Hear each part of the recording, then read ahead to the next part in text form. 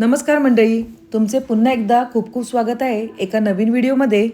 तर आज आपण एका वेगळ्या पद्धतीने मॅगी बनवायची ट्रिक यूज करणार आहोत आणि मॅगी बनवण्याची ही पद्धत नक्कीच तुम्हाला आवडेल.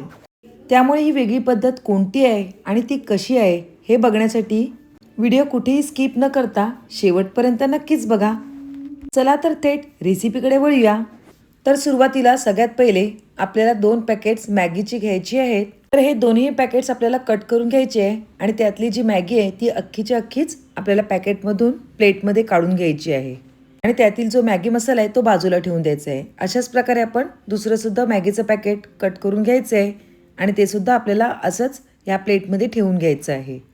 आता दोन्ही पॅकेट आपले कट करून झालेले आहेत आणि काढून झालेले आहेत. आता ही काढून घेतलेली जी मॅगी आहे ती अख्खीची अख्खी अशा प्रकारे ठेवली तरी चालणार आहे, पण मॅगी व्यवस्थित शिजण्यासाठी आपण जी ही मॅगी आहे ती थोडी तोडून घ्यायची आहे.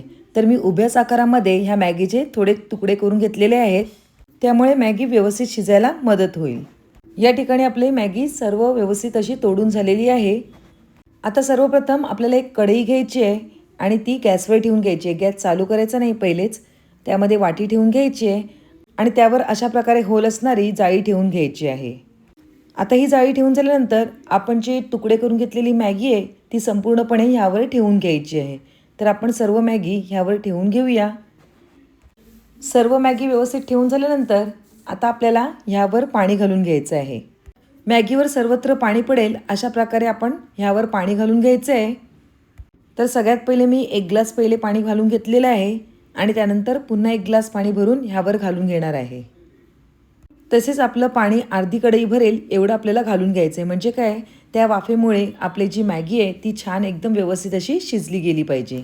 आता यावर 5 मिनिटं आपल्याला झाकण ठेवून घ्यायचं आहे आणि गॅस चालू करायचा आहे. सगळ्यात पहिले मी कोथिंबीर बारीक चिरून घेतलेली आहे, तसेच अर्धा टोमॅटो कट करून घेतलेला आहे आणि 1 छोटा कांदा कापून घेतलेला आहे. तसेच 4 ते 5 लसणाच्या पाकळ्या बारीक सुरीच्या सहाय्याने कापून घेतल्यात. 1 लहान हिरवी मिरची आणि तसेच अर्धा लिंब घेतलेला आहे. आता या ठिकाणी 5 ते 7 मिनिटं झालेली आहेत. आता आपण बघून घेऊया आपली मॅगी कशी झालेली आहे ती. तुम्ही इथे बघू शकता आपली मॅगी एकदम छान अशी शिजली गेलेली आहे. चमच्याच्या सहाय्याने सगळीकडे आपण व्यवस्थित बघितल्यानंतर मॅगी स्टीममुळे सगळीकडून व्यवस्थित अशी शिजली गेलेली आहे. फक्त 2 मिनिटं एक उकळ काढून घेऊया, म्हणजे कुठे जर मॅगी कचवट असेल तर ती सुद्धा व्यवस्थित अशी शिजली जाईल. तसेच तोपर्यंत तुम्ही सांगा, तुम्ही आपल्या चॅनलला सबस्क्राईब केलं की नाही. जर सबस्क्राईब केलं असेल तर ठीकच आहे आणि जर सबस्क्राईब केलं नसेल तर पटकन सबस्क्राईब करा आणि तसेच बाजूला असलेल्या बेल आयकॉनवर प्रेस करायला विसरू नका.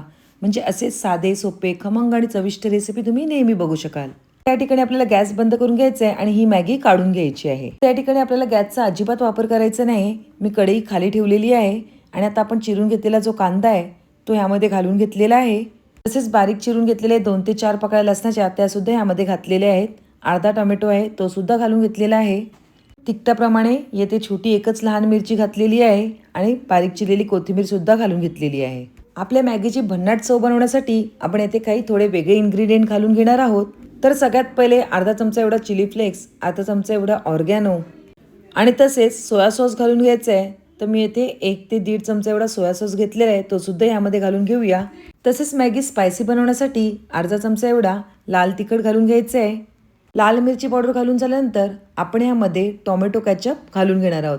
या ठिकाणी 2.5 चमचे एवढे टोमॅटो केचप मी यामध्ये घालून घेतलेला आहे. आता मॅगीमध्ये जे आतले मसाले असतात ते 2 पॅकेट यामध्ये घालून घेऊया आणि ही पॅकेट व्यवस्थित घातल्यानंतर या ठिकाणी मी मॅजिक मसाल्याचं 1 पॅकेट घेतलेलं आहे, ते सुद्धा ह्यामध्ये घालून घ्यायचं आहे. तर आपण मॅजिक मसाल्याचं पॅकेटसुद्धा घालून घेतलेलं आहे.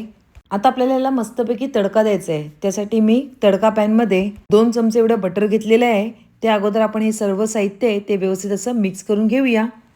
खरंच अशा प्रकारे मॅगीची चव एवढी भन्नाट लागते ना, नक्कीच ट्राय करून बघा. थोडे वेगळे इन्ग्रेडियंट आणि काही मसाले घातल्यावर त्याची चव ही छान अजून दुपटीने वाढते. त्या ठिकाणी गॅसवर मी व्यवस्थित असं बटर गरम करून घेतलेलं आहे. आता आपण हे गरम करून घेतलेलं जे बटर आहे ते यावर घालून घ्यायचं आहे. बटर घालून झाल्यानंतर पुन्हा सगळं साहित्य आपण व्यवस्थित असं मिक्स करून घेऊया. बटरचा तडका झाल्यानंतर आपण या ठिकाणी तेलाचा सुद्धा तडका देणार आहोत. तर या ठिकाणी मी 1 पळी एवढं तेल घेतलेलं आहे आणि ते छान कडकडीत गरम करून घेतलेलं आहे आणि त्याचा तडका आपण केलेल्या बॅटरवर घालून घेतलेला आहे. सर्व बॅटर चमच्याच्या सहाय्याने एकदम व्यवस्थित मिक्स करून घ्यायचं आहे. या ठिकाणी मी मीठ घातलेले नाही आहे, कारण की ऑलरेडी सोया सॉसमध्ये मीठ असते आणि आपले जे मॅजिक मसाले त्यामध्ये सुद्धा मीठ घातलेलं आहे. आता यावर एक अर्ध लिंब पिळून घ्यायचं आहे आणि सर्व साहित्य पुन्हा एकदा व्यवस्थित असं मिक्स करून घ्यायचं आहे. लिंबाच्या ज्या बिया आहेत त्या आपल्याला काढून घ्यायच्या आहेत, नंतर मग मॅगीला कडसरपणा येऊ शकतो. तर मी त्यातल्या ज्या बिया आहेत त्या काढून घेतलेल्या आहेत आणि पुन्हा सर्व साहित्य एकत्रित एकजीव करून घेतलेलं आहे. आता आपण उकडून घेतलेली जी मॅगी आहे ती ह्यामध्ये घालून घ्यायची आहे आणि संपूर्णपणे व्यवस्थित अशी मिक्स करून घ्यायची आहे. सुरुवातीला मी येथे चमच्या साहाय्याने मिक्स करून घेतलेलं आहे. मॅगी व्यवस्थित मिक्स होण्यासाठी मी येथे 2 काटा चमचे घेतलेले आहेत आणि त्याच्या साहाय्याने ही मॅगी एकदम व्यवस्थित अशी मिक्स करून घेणार आहे. वाव, दिसायलाच किती छान दिसते ना. तर नक्कीच तुम्ही सुद्धा तुमच्या घरी अशा वेगळ्या प्रकारे मॅगी बनवण्याची ही पद्धत ट्राय करूनच बघा आणि खरंच लहानांपासून मोठ्यांना नक्कीच आवडेल अशा प्रकारे ही मॅगीची पद्धत आहे. फक्त तिखटाचे प्रमाण तुम्ही तुमच्या आवडीवर ठेवू शकता. तुम्हाला ज्याप्रमाणे तिखट कमी जास्त हवे त्याप्रमाणे तुम्ही यामध्ये तिखट घालू शकता. तर येथे आपली परफेक्ट आगळ्या वेगळ्या पद्धतीची मॅगीची रेसिपी तयार झालेली आहे. चला तर आपण आपली डिश सर्व करून घेऊया. तर तुम्हाला माझी आजची ही रेसिपी कशी वाटली नक्कीच कमेंटद्वारे कळवा. रेसिपी आवडली असेल तर पटकन एक लाईक करा आणि तसेच तुमच्या फ्रेंड्स आणि रिलेटिव्ह सोबत आपली ही लिंक शेअर करायला अजिबात विसरू नका. पुन्हा एक नवीन रेसिपी घेऊन येऊया. तोपर्यंत बाय बाय. थँक्यू.